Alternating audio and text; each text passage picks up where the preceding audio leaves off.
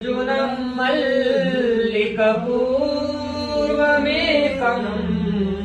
नमामि संसारसमुद्रसेतुं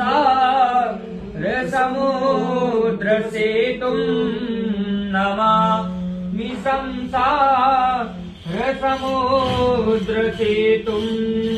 वटाधोनिवासं महाट्टहासं महापापनाशं सदा सोप्रकाशं